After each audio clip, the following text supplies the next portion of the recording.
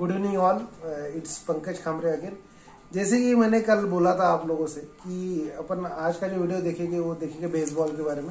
I hope कि आज का वीडियो भी आपको पसंद आए। वेरी इंटरेस्टिंग गेम, जैसे कि अपन ने गोल के बारे में देखा था। तो थोड़ा सा अपन बेसबॉल के बारे में शुरुआत करने से पहले what is the name baseball, इसको क्यों बोलते हैं, और थोड़ा सा हिस्ट्री देखते हैं। हिस्ट्री माने basically what does it actually mean that it has been started in the year 1939।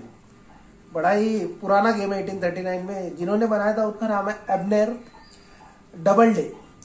The name of the person who has invented this game is Abner Doubleday. उन्होंने, and this is the game, उन्होंने he doesn't know basically exact क्या नाम रखना चाहिए। बस वो उसके बाद में ये बेसबॉल नाम नहीं था जब शुरुआत किया था उन्होंने, उसके कुछ सालों के बाद में ये नाम गिरा। And it has been invented in USA, United States of America. It is also one of the national sports of America, that is baseball. अब इसको बेसबॉल क्यों बोलते हैं, why it is called as baseball? Because we are using bases in this, मतलब इसमें 3 base use होते हैं। मतलब होम स्ट्राइकर का एक बेस छोड़ के टोटल स्क्वायर में 4 बेस होते हैं। That's why it is using 4 bases. Rubber के 4 बेसेस होते हैं, स्क्वायर शेप में 90 डिग्रीज में एक दूसरे से रखे जाते हैं करके इसको। That's why the name has been started by base. Ball means we are using ball basically, that's why the name has been called as baseball because of those bases. And also along with that we are playing this game by using one ball, that is baseball.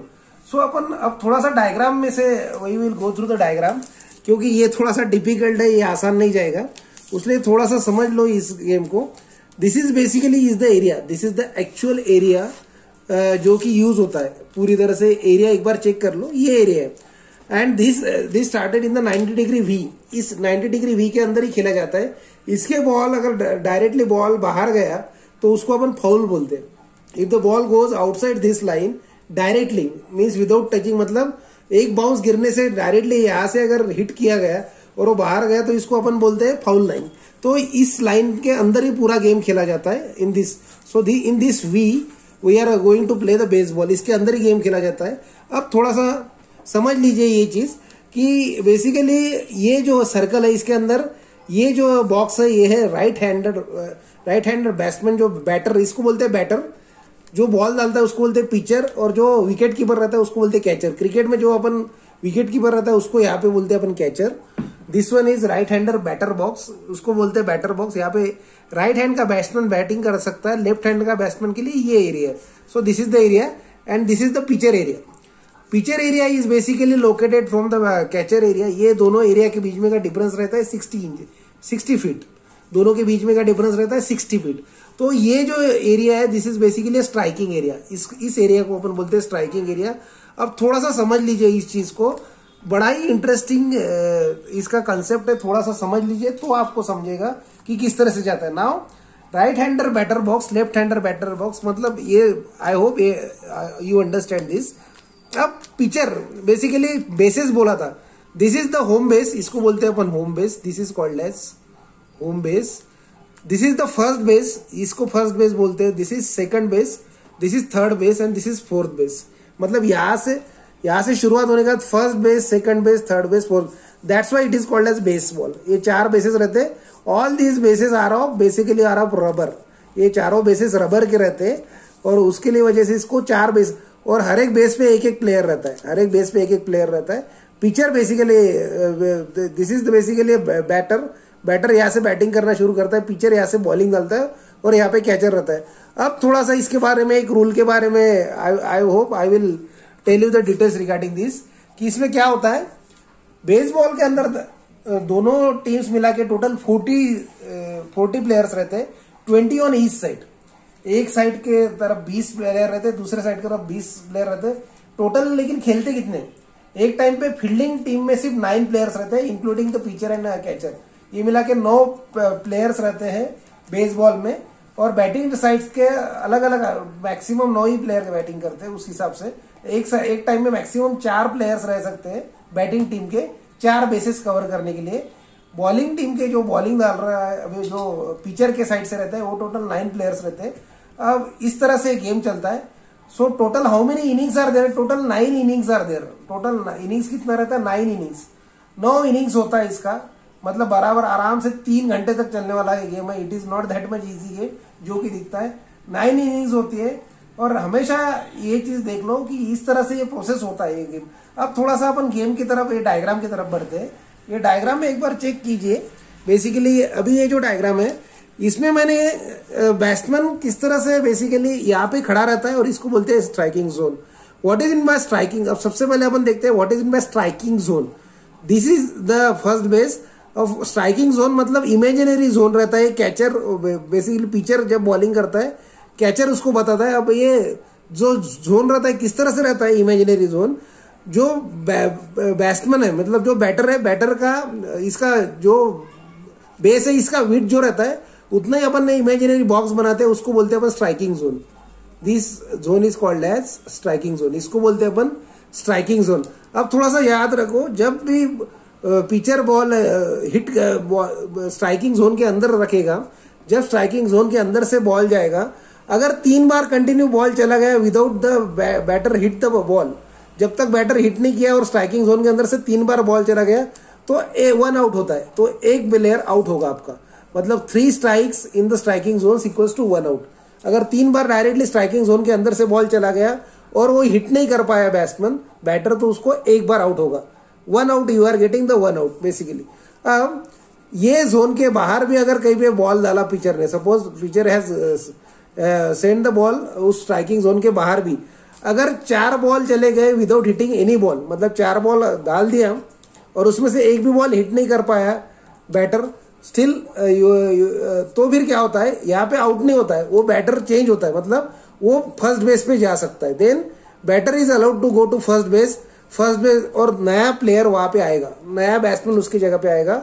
मतलब अगर 4 बार ball miss हो गया, striking zone के बाहर रहा और वो फिर से मार नहीं सका हो, तो वो फर्स्ट बेस पे जाएगा, नया बैट्समैन बैटिंग करने आएगा। सो 4 बॉल्स अगर हो गया तो new batsman will come. Mrs 4 ball miss अगर हो गए बैटर की तरफ से तो एक नया बैट्समैन आएगा। उसके अलावा मान लो ये फाउल लाइन है, अगर फाउल लाइन के अंदर बैटर ने, ये मैंने जो वी बताया, वी के बाहर अगर बॉल गया, suppose the ball has been hit, ये फाउल लाइन के बाहर गया, तो फाउल लाइन के बाहर जाने के बाद में कुछ भी नहीं होता है फाउल लाइन में बेसिकली, लेकिन वहां पे रन नहीं मिलते और वहां पे तुम लोग भाग नहीं सकते हो। So this is the third thing which has been happened here. तो इस तरह से गेम चलता है। अब हर एक इनिंग में क्या होता है, एक इनिंग में अगर 3 बार आउट हो गए प्लेयर, सपोज एक टीम के 3 प्लेयर अगर आउट हो गए एक इनिंग में, तो उनका हाफ इनिंग्स एंड होता है, तो उनका एक हाफ इनिंग्स एंड होता है। One innings is basically completed अगर हाफ इनिंग्स कंप्लीट होता है अगर एक टीम के 3 प्लेयर आउट होते हैं। वैसे ही फिर दूसरी टीम जो कि फील्डिंग कर रही थी बैटिंग को आता है, उनके भी अगर 3 प्लेयर आउट हो गए तो बेसिकली उनका भी हाफ इनिंग खत्म होता है। दोनों मिला के एक इनिंग होता है। मतलब एक इनिंग में कितने प्लेयर आउट हो गए, 6 प्लेयर्स। एक साइड के 3 प्लेयर और दूसरे साइड के 3 प्लेयर होने के बाद ऐसा एक इनिंग खत्म होगा। ऐसे 6 प्लेयर्स आउट होने के बाद में एक इनिंग खत्म होगा। ऐसा total how many innings will be going to be played, 9 innings. In total how many innings are going to be played, 9 innings.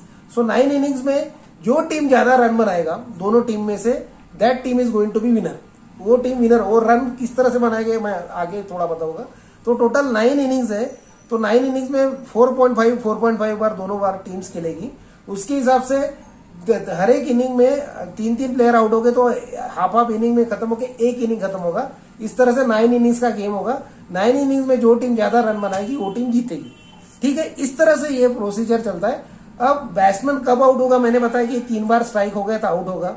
उसके अलावा 4 बार बॉल अगर स्ट्राइक नहीं, 4 बार बॉल स्ट्राइकिंग जोन के बाहर गया तो बैट्समैन फर्स्ट बेस पे जाएगा। उसके अलावा और कब आउट होगा, मान लो suppose I am the batsman, this is the basically is the my bat. मैंने अगर बॉल, पिचर जैसे ही बॉल फेंकेगा मेरे साइड में, मैंने यहां से, मेरा जो शोल्डर है यहां से अगर मैंने आर्म से बैट ऐसा घुमा दिया आगे और मैं फिर भी मेरा टच नहीं हुआ बॉल को, suppose whether the ball is in striking zone और नॉट, अगर स्ट्राइकिंग जोन के अंदर बॉल है या फिर बॉल बाहर है, अगर मैंने बैट यहाँ आर्म के नीचे तक घुमा दिया, अगर मैंने ये बैट अगर घुमा दिया तो और मेरे से बॉल मिस हो गया, दैट इज ऑल्सो 1 स्ट्राइक। इस तरह से बॉल स्ट्राइकिंग जोन के अंदर रहे या बाहर रहे, जैसे ही मैं बैट यहां तक घुमाऊंगा तो एक स्ट्राइक लगेगा, वेदर आई हिट और नॉट। ऐसे अगर मैंने 3 बार हिट स्ट्राइक लिया और मैं बॉल मिस कर गया तो भी मैं आउट होता है, ठीक है। ये तीसरी तरह का आउट होता है, तो 3 तरह से आउट हो गए। इसके अलावा अपन किस तरह से आउट होते हैं एक डायग्राम में देखते हैं। ये 3 रूल्स हो गए जब बैट्समैन आउट हो सकता है। उसके अलावा एक रहता है कि बैट्समैन ने बॉल हिट किया, मान लो बैट्समैन ने बॉल हिट किया, कहीं पे चला गया, इस साइड में बेसिकली यहाँ पे चला गया, बैट्समैन अब पहले बेस पे जाएगा। पहले बेस पे अगर प्लेयर होगा तो सेकंड बेस पे जाएगा, सेकंड, थर्ड, फोर्थ। बैट्समैन मतलब बैटर यहाँ से यहाँ तक जाने से पहले अगर जो बॉल, मान लो बैटर ने यहाँ पे बॉल हिट किया था, वहां पे प्लेयर ने वो बॉल लिया और दूसरे जो फील्डिंग टीम का जो पिचर के साइड का फील्डर है उसने बॉल लिया और उसने बॉल यहाँ पे फेंका, तो यहाँ पे उनका दूसरा प्लेयर रहता है। अगर बैट्समैन आने से पहले वो बॉल यहाँ पे आ गया, then that player is also going to out. Same happened with other players also. शुरुआत में एक ही प्लेयर रहता है, पहले ही बेस खत्म होता है, जैसे ही रन बनते जाते हैं तब दूसरा, तीसरा और चौथा बेस पूरा होता है। मतलब एक टाइम पे मैक्सिमम 4 प्लेयर्स एक साथ में रन कर सकते हैं। 4 players can go at a one time. इस तरह से होता है ये प्रोसीजर। ये एक तरह से आउट हो सकते हैं।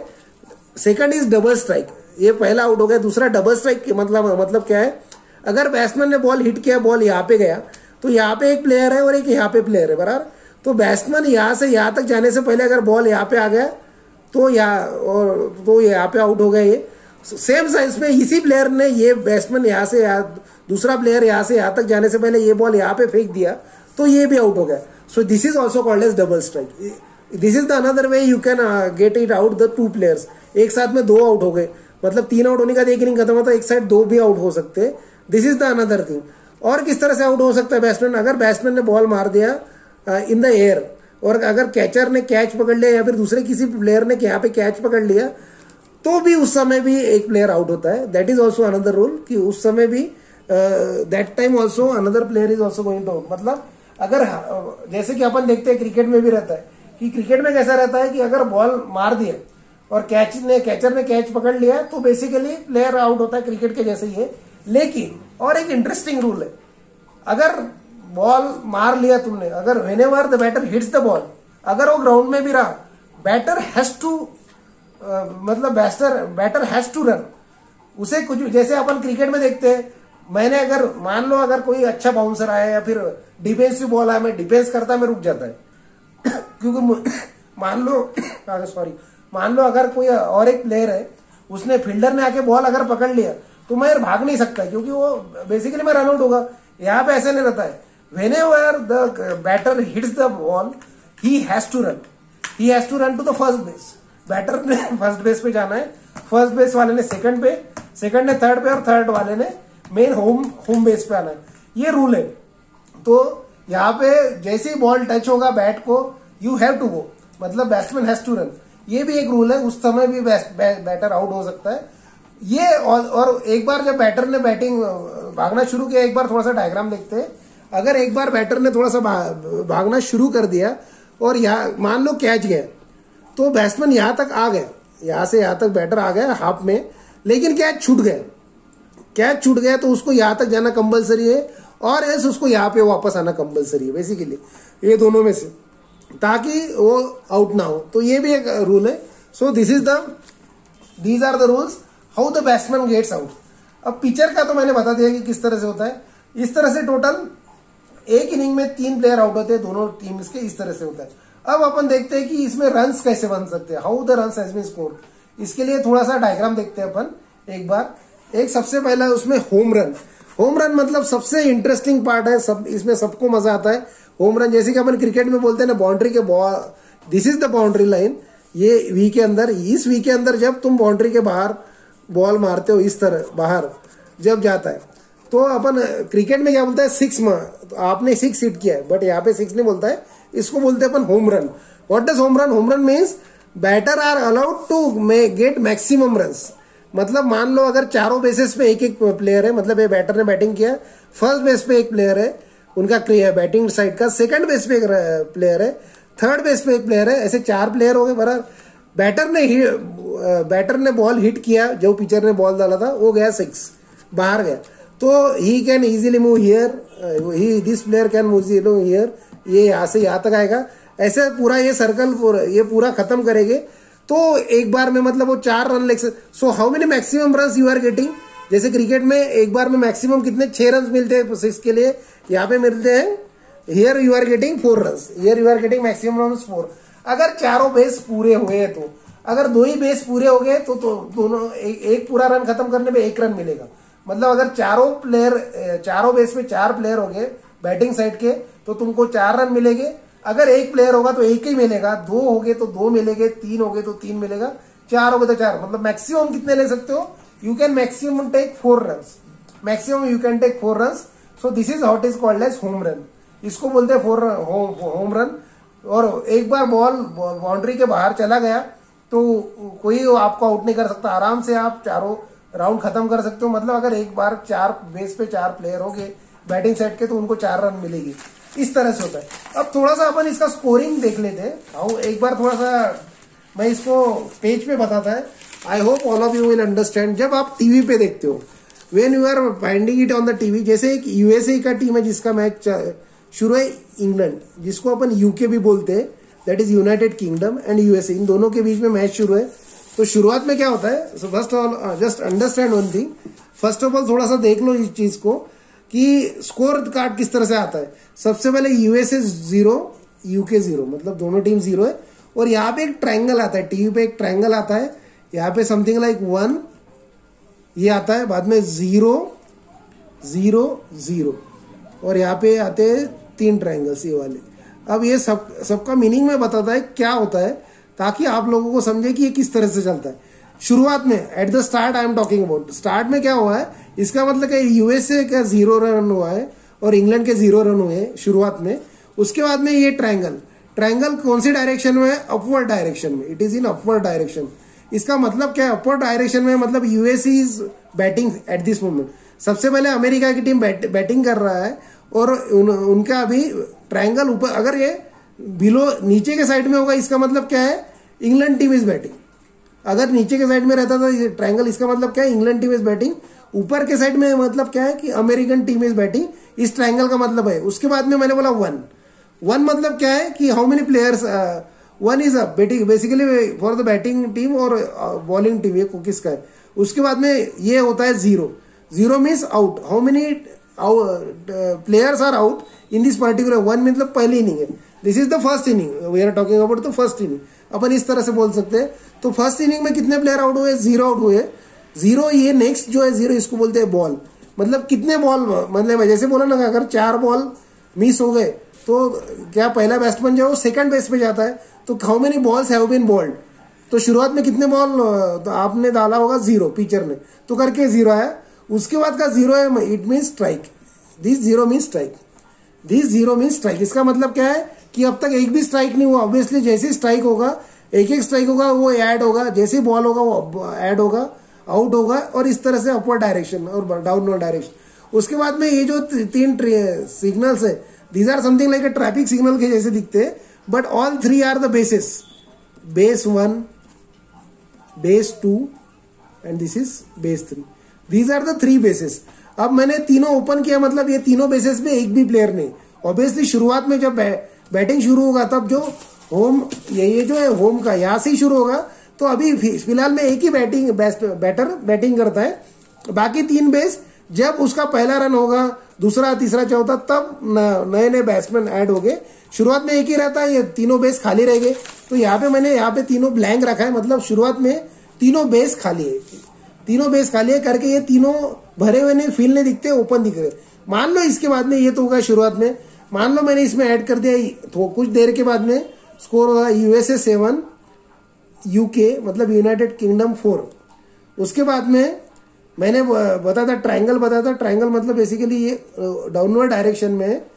और उसके बाद में एक है 7 मान लो, बाद में है 2 2 2 बराबर है, and these are basically are the triangles. वही डायग्राम है, सिर्फ मैं थोड़ी देर के बाद में बता रहा था। अब इसमें changes at the initial stage, this is at the initial stage, और उसके बाद में कुछ देर के बाद में दिस इज द स्कोर, बराबर है। सो स्कोर क्या हुआ है, अभी का स्कोर फिलहाल में क्या है, यूएसए का 7 रन है, यूके के कितने रन है, 4। USA has got 7 runs, UK has got 4 runs. और ये ट्रायंगल क्या है, it is in downward direction. Downward direction का मतलब क्या है, which team is batting, UK team is batting, क्योंकि मैंने बोला था अपवर्ड डायरेक्शन में मतलब यूएसए टीम खेल रहा है। डाउनवर्ड डायरेक्शन मतलब स्क्रीन पे इस तरह से दिखता है करके मैंने तुमको बता दिया कि इसको किस तरह से करते हैं, तो थोड़ा सा याद रखो। डाउनवर्ड डायरेक्शन में मतलब अभी कौन सी टीम बैटिंग कर रहा है, यूके का टीम।